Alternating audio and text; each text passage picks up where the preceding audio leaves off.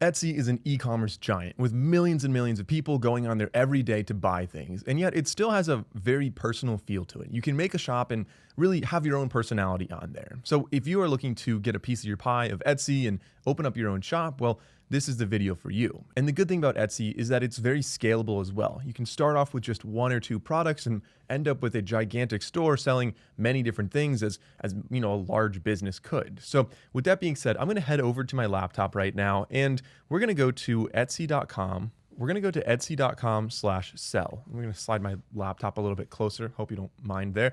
And we can click on get started.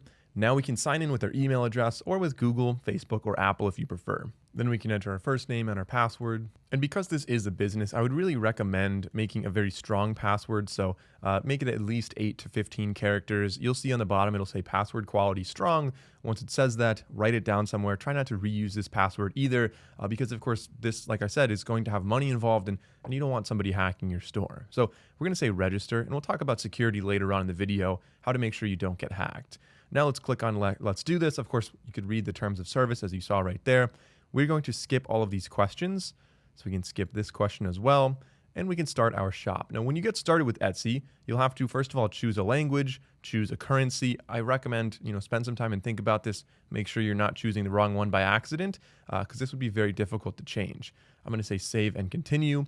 Now we can name our shop, and this is something that doesn't matter nearly as much. So let's say I want to do kind of a travel themed store, maybe some decorations for your home, and I type in World Traveler. First of all, you cannot have spaces in here, and you can only have from 4 to 20 characters, so not a huge shop name. But you'll see this one's already taken. So we could either come up with a new one, or as you see down here, World Traveler by Mike, or World Traveler Mike, maybe something like that. It looks like it's available. And I'm going to save this and continue. Of course, you can come up with many different names. If you have trouble, maybe ask ChatGPT to come up with 30 names based on the style of shop you're looking to open. Now Etsy does require us to make a product right away. So we can have our first listing here, our first product, which by the way, you can remove this and do whatever you want later. You can also add many more products. So this next step, as you can see on the top, is how you're going to get paid. So are you an individual or are you an LLC, a registered business entity? And you can change this later. So starting off, I'm just going to go with individual for now, and I'll enter my personal information down here.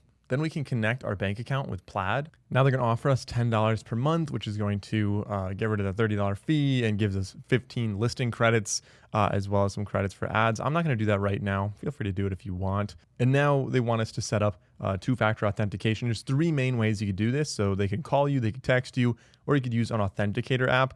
That's typically what I would recommend. But you do need to have that app. You need to have that phone with you. So here we go. We are on our dashboard. Congratulations. You made it significantly further than most people who think about opening an Etsy shop. You actually have a store now. You have, it's ready to go.